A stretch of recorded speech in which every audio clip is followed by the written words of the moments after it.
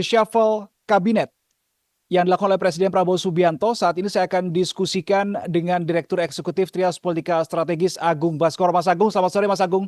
Sore Mas Reno semua. Baik, terima kasih Mas Agung sudah kembali akan berdiskusi dengan saya Ya, terkait dengan 6 nama. ya. Muhammad Kodari, Jenderal TNI Purnawirawan Dudung Abdurrahman, Hanif Faisal, Jumhur Hidayat, kemudian Abdul Karding, dan juga sejumlah nama. Hasan Asbi yang masuk lagi ke kabinet Merah Putih. Apa yang menjadi sorotan Anda, Mas Agung, terkait dengan hal ini? Iya, tadi sempat saya sampaikan KSP ini didominasi militer, tambah lagi Mas Reno ya jadi 5. Sipilnya 3 Hmm, gitu. Jadi memang karena kita bicara program umum Presiden secara keseluruhan harus ada yang monitoring dan evaluasi, maka sosok militer mungkin dianggap ya lebih strong, lebih powerful untuk memastikan ya program-program ya prioritas itu bisa tercapai dengan eh, baik dengan maksimal tentunya. Tadi juga Pak Dudung menyampaikan bahwa beliau akan menjemput aspirasi di masyarakat sehingga tidak ada jarak antara pemerintah dengan masyarakat. Kemudian yang kedua untuk Hasan Nasbi ya sebagai penasihat khusus Presiden bidang komunikasi, saya lihat memang beliau juga tadi menyampaikan ya tergantung arahan gitu. Apakah KSP menghendaki, apakah Bakom meminta, ya beliau siap bicara lagi di depan publik. Pun kalau tidak ya tadi Mas Reno ya panggung-panggung informal akan beliau optimalkan sebagaimana selama ini peran beliau ya memfasilitasi misalkan forum jurnalis dengan presiden ataupun hadir di banyak podcast ataupun terlibat dalam interaksi media sosial ya seperti itu. Kalau kemudian Pak Kodari sebagai ketua Bakom juga saya melihat beliau juga menyampaikan bahwa ada lanskap media yang berubah ya, bahwa hari ini didominasi media digital, bahkan ada perilaku-perilaku warganet yang itu juga harus diakomodir sebagai aspirasi yang sama pentingnya dengan aspirasi masyarakat di offline semacam itu. Jadi saya melihat ada mindset dan skill set yang yang coba dibawa dengan cara pandang yang baru dan beda semacam itu. Kemudian kalau Pak Hanif Faisal ya semacam itu Wamenko Pangan ya saya kira Menko Pangannya adalah ketua umum beliau, Pak Zulkifli Hasan, semacam itu. Beliau kan kader PAN, baru masuk sih. Jadi sebenarnya nggak ada masalah. Harusnya koordinasi, komunikasi, sinkronisasi kerja antara Menko dengan Wamenko harusnya nggak ada soal. Jadi harusnya lancar. Bidang pangan mendapat sorotan karena hari ini geopolitik, geostrategis tidak baik-baik saja. Kita pengen harga sembako aman, lancar, tidak ada kendala, stoknya juga gitu. Dan harapannya dengan kehadiran Pak Hanif Faisal ini bisa lancar semua. Kemudian Pak Dudung sudah oke. Kemudian Pak Jumhur Hidayat. Nah ini yang menarik Mas Reno ya. Ini kan orang baru ya, mhm. wajah yang beda karena bukan orang lama sebagaimana 5 nama lain tadi ya. Ini orang Dan benar-benar yang baru. menarik juga adalah Mas Agung kalau Ya, kita menyoroti nama Pak Jumhur Hidayat ini, yang menarik lagi selain ini adalah nama benar-benar nama baru ya untuk masuk di kabinet, Pak Jumhur betul. ini kan latar belakangnya adalah serikat buruh, kemudian Aktivis sekarang buruh menjadi ya. menteri aktivis buruh, sekarang Ya, menjadi menteri lingkungan hidup. Saya betul. kira tadi Pak Jumhur akan menjadi menteri ketenagakerjaan begitu. Iya, iya. Nah, ini bagaimana Anda menyikapi pergantian Menteri Lingkungan Hidup dari Pak Hanif Faisal yang kemudian naik menjadi Wamenko Pangan digantikan oleh Pak Jumhur Hidayat? Iya, saya melihat dimensi politisnya lebih kuat, Mas. Karena ini tidak sesuai dengan background beliau sebagai seorang aktivis buruh. Kan harusnya arahannya Menteri Tenaga Kerja atau Kepala Badan apa ya pekerja migran ya semacam itu yang dekat dengan aktivitas buruh beliau semacam itu. Jadi kalau saya melihat memang kuat arahan politisnya. Karena dan tanda petik pendamping beliau tadi saya lihat tipis-tipis selain istri dan anak ada Pak Syahganda Nainggolan dan Pak Rocky Gerung ya. Nah, Jadi apa ini? Apa yang Anda pandang dari ketika Anda melihat unsur politisnya lebih besar, kemudian melihat unsur pendampingnya, apa yang Anda ya. baca Mas Agung di Pak Iya, Jumhur iya, Hidayat nuansa ini? politisnya lebih kuat ketimbang teknokratisnya, Mas Reno ya. Jadi Hmm. memang ada mungkin ya arahan beliau karena memang bentar lagi dalam tanda petik ada May Day ya, kemudian beliau juga punya arahan kuat sebagai aktivis buruh, mengorganisir teman-teman buruh. Ini bagian dari kompromi win-win lah. Bagaimana pemerintah bisa ya mengakomodasi ya teman-teman buruh, tapi dalam konteks ini lingkungan yang kita tahu juga punya problem khusus kemarin saat ada masalah banjir besar, banjir bandang di Sumatera ya, di Aceh, Sumatera Utara dan Sumatera Barat. Harapannya ada pemulihan yang cepat soal lingkungan di sana, apakah direhabilitasi, direstorasi, dan seterusnya. Kemudian juga soal sampah yang juga menjadi common enemy kita semua di kota-kota besar, bagaimana pengolahannya supaya ya bisa dimanfaatkan, tidak sebatas dibuang dan selesai, tapi bisa dimanfaatkan jadi energi baru dan terbarukan, apakah jadi listrik dan seterusnya. Saya melihat Pak Jumhur ini harapannya bisa membawa otak kanan karena memang dimensi politiknya kuat, sisi-sisi kreatif bagaimana menyelesaikan problem lingkungan yang ada di masyarakat kita. Kemudian yang berikutnya nama Pak Dudung ya tadi ya, Dudung tadi sudah, Pak Jumhur, Pak Hanif Faisal, Pak Hasan, Pak Kodari ya. Jadi Mhm. saya kira snapshotnya sementara seperti itu. Abdul Karding belum ini, Oh, Abdul Karding. Abdul Qadir Karding, kepala karantina. Iya, Ini memang di Abdul luar Kadir dugaan saya Karding. juga, Mas. Selama ini kalau reshuffle dari masa ke masa, presiden kepala karantina nggak masuk dalam artian snapshot media dalam konteks reshuffle ya. Ini kan baru pertama Mhm. diberikan spot ada kepala karantina yang itu juga dalam tanda petik ini jabatannya politis juga, Mas, gitu. Karena Mhm. Pak Abdul Qadir Karding ini kan selama ini kita tahu juga ini ya punya kedekatan dengan teman-teman NU ya, sempat berkiprah panjang di PKB semacam itu, dekat dengan ya presiden sebelumnya Pak Jokowi semacam itu, juga punya kelompok relawan dengan Pak Prabowo semacam itu. Jadi dimensi politisnya lebih kuat, dan beliau sebelumnya juga kepala pekerja migran kan ya semacam itu, Ya, Menteri P2MI juga P2MI. 2024-2025. Mhm. Betul. Nah, jadi sehingga ketika beliau ditempatkan sebagai kepala karantina nih, saya juga agak ahistoris nih dengan background teknokratis beliau semacam. Jadi mungkin ini dimensinya dimensi politis lebih kuat. Tapi saya berharap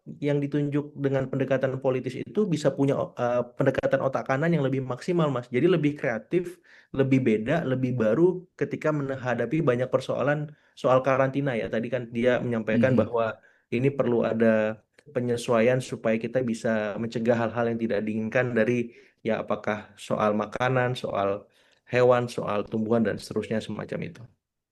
Mas, saya ingin fokus ke KSP dulu nih, karena menarik Ya, ketika tadi kita membahas soal bagaimana eh, person yang latar belakangnya militer sejak ya, era Pak SBY ini lebih dominan untuk menduduki kepala staf kepresidenan. 5-3 ya, kalau tadi kita hitung betul. bersama-sama ya. Betul, Mas. Jangan-jangan 5 tambah 3 8, jangan-jangan karena unsur ini juga kali ya. Ada unsur Oke, lapan. ada Ya, unsur lawannya juga. Enggak, tapi itu bercanda saja. Tapi begini, apa pentingnya atau dengan hadirnya figur militeristik di KSP ini, apa yang sebetulnya bukan pentingnya, semua orang penting, ya. tapi lebih ke arah apa yang diharapkan, apa yang lebih ingin digaspol lagi nih dengan masuknya Pak Dudung di KSP. Iya, saya melihat memang background militer ini kan punya tadi Mas ya strong leadership, terus juga pengalaman teritorial yang kuat gitu untuk Mhm. mengkonsolidasikan program-program pemerintah yang sifatnya langsung ke masyarakat ya. Karena Mhm. saya lihat memang arahannya akan dikembalikan kepada fungsi-fungsi monitoring dan evaluasi. Jadi selama ini kan fungsi KSP kalau di masa Pak SB itu KP3R atau KP4 gitu, itu memang tugasnya memberikan semacam evaluasi rutin ya. Apakah Mhm. mereka mencapai KPI, berapa kepuasan publiknya, berapa ya kepuasan presiden terhadap mereka. Itu ada laporan rutin dan berkala yang diterbitkan oleh KSP ke semua kementerian semacam itu. Nah, harapannya fungsi itu Mhm. dioptimalkan sehingga para menteri ini jelas arahan kinerjanya seperti apa, karena di luar survei-survei eksternal yang dilakukan banyak lembaga survei, perlu juga survei internal. Supaya apa? Supaya presiden tahu bagaimana soliditas kementerian terkait ya, birokrasi dengan menterinya, menterinya dengan publik dan seterusnya. Jadi itu satu. Yang kedua memang kalau ditelusuri lagi Mas, ini koreksi nanti kalau misalkan ada kesalahan di saya, eh, militernya ini militer angkatan darat ya. Jadi Ya, ya, ya. kalau di review Pak AM Putranto sebelum Pak apa namanya Pak Dudung, AM Putranto, Pak Muldoko, Pak LBP, Pak Marsilam, ini militer tapi militernya angkatan darat gitu kan, emang Mhm. teritorial gitu ya. Karena kan program-program populis itu langsung ke masyarakat baik di kota, di desa, di pelosok dan seterusnya. Perlu penguasaan teritorial, perlu dalam tanda petik komando, Mas. Supaya apa? Hmm. Supaya pertanggungjawabannya jelas, ujung-ujungnya juga konkret semacam itu. Karena kekhawatirannya kalau sipil ini kan tangannya nggak sampai ke bawah, Mas. Kekhawatirannya ya. Terus struktur instruksinya ya fleksibel kan. bukan hierarkis yang komando yang butuh kecepatan dan ketegasan seperti itu. Ya plus minus, tapi yang jelas harapannya kalau saya ya lagi dan lagi bisa lebih baik dari sebelum-sebelumnya seperti itu. Kalau kita melihat era pemerintahan Prabowo Gibran ini kan sudah di bulan April ini 1,5 tahun Ya. genap ya, 1,5 tahun, 1 tahun 6 bulan. Tidak bisa lagi kita mentolerir ini, kita harus mulai lagi dari awal. Ini mau tidak mau karena sudah hampir setengah perjalanan harus langsung gaspol dan seterusnya. Apa Ya. PR yang segera harus dilakukan oleh 6 orang yang baru saja dilantik dengan posisi yang baru mereka tempati ini, Mas? Iya, karena memang sorotan paling banyak di bidang komunikasi, otomatis ada pola komunikasi, cara berkomunikasi yang lebih baik tentunya. Yang tadi saya sampaikan di awal untuk jemput bola, Mas Reno. Jadi aspirasi itu nggak bisa ditunggu, tapi direspon segera ditindaklanjuti. Ya, apakah terkait bidang lingkungan yang sedang menghadapi persoalan, bidang sampah, ya, bidang ya percepatan program-program prioritas misalkan MBG, Koperasi Desa Kelurahan Merah Putih yang selama ini diragukan transparansinya, ya, kualitasnya, ya, tadi di awal juga sudah saya sampaikan. Kemudian soal-soal ya berikutnya ekonomi ya, itu yang paling mendasar supaya apa? Supaya keraguan publik, kemudian kekhawatiran lainnya itu bisa teratasi dengan cara-cara komunikasi yang atraktif, yang persuasif, yang substantif. Karena apa? Karena kan memang selama ini publik masih belum optimal mendapati itu dan harapannya mereka bisa mengaktifasi tadi ya jubir-jubir di kementerian supaya lebih tampil, lebih menjelaskan hal-hal yang sifatnya teknis gitu. Karena itu yang menjadi pedoman masyarakat kita hidup kan, Mas.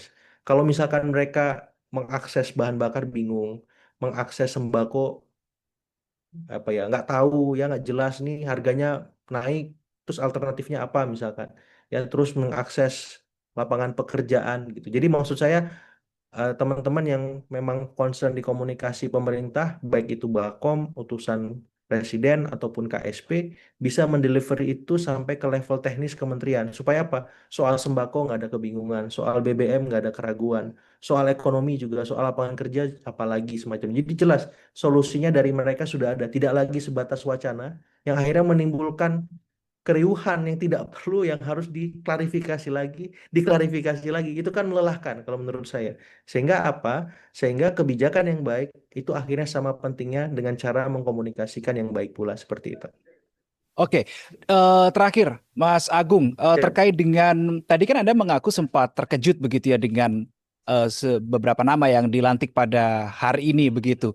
Nah, eh, tadi kalau kita lihat dari awal begitu di breaking news liputan SCTV, reporter MTek Media Agi Kurniasadi bilang ini bukan reshuffle yang terakhir, masih diduga kuat masih akan ada reshuffle tahap berikutnya.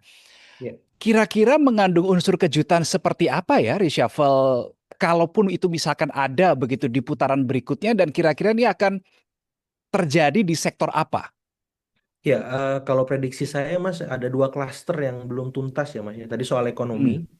karena tadi ada pelemahan secara makroekonomi kita, itu harus dirombak secara total ya supaya pasar kembali ya apa ya mempercayai ataupun semakin yakin ya dengan program-program kerja ataupun kinerja tim ekonomi presiden semacam itu. Kemudian yang kedua soal program-program populis, klaster ini juga penting karena ini ada dua program utama ya flagship presiden yang harus dibenahi, utamanya makan bergizi gratis, soal transparansi dan penganggarannya yang dikritik habis-habisan oleh publik dan harus dijelaskan terus oleh BGN ataupun stakeholder terkait semacam itu.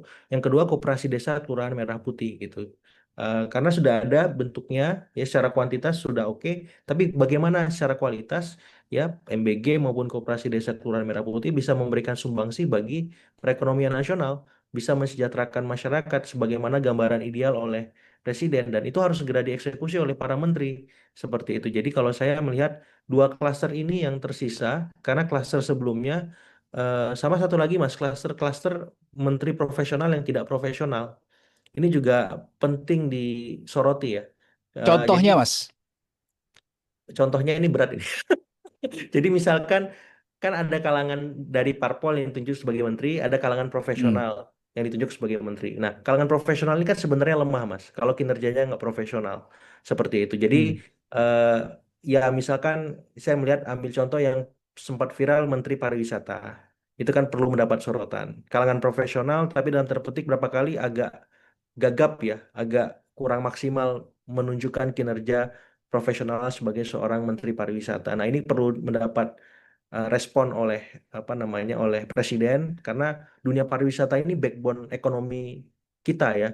Selain ekonomi yang mengandalkan ekstraktif, Mas, ya, pariwisata, kemudian soal ekonomi kreatif, ya ini ekonomi masa depan kita lah. Kalau Menteri Pariwisatanya gelagapan menghadapi DPR, nggak siap dengan data, ini kan bahaya. Padahal dia andalan pemasukan negara kita. Jadi menurut saya itu salah satu contoh bagaimana perlu ada reshuffle segera menteri-menteri profesional atau klaster menteri profesional yang dalam tanda petik kurang profesional seperti itu, Mas. Baik, Mas Agung Baskoro, Direktur Eksekutif Trias Politika Strategis, terima kasih waktu dan juga Sama-sama, Mas diskusinya Reno. di kesempatan kali ini. Kita nantikan kerja-kerja dari pihak-pihak yang baru saja dilantik oleh Presiden Prabowo Subianto, dan kita juga menantikan bersama kira-kira siapa yang akan kena reshuffle lagi di periode atau di tahap berikutnya. Kita nantikan bersama. Terima kasih, Mas Agung, untuk waktunya. Sama-sama, Mas Reno, mari. Terima kasih. Dan saudara, itu tadi adalah diskusi kami dan juga terkait dengan pemberitaan terkait dengan reshuffle Kabinet Merah Putih yang dilakukan oleh Presiden Prabowo Subianto hari ini tanggal 27 April 2026. Setidaknya ada 6 nama tadi yang dilantik untuk mengisi posisi di Kabinet Merah Putih. Ada nama baru, tapi ada juga sejumlah nama lama. Nah, menurut Anda bagaimana sebagai masyarakat Indonesia terkait dengan 6 nama yang baru saja dilantik oleh Presiden Prabowo Subianto masuk ke kabinet? Saya tunggu pendapat Anda di kolom komentar. Sampai jumpa, salam SCTV.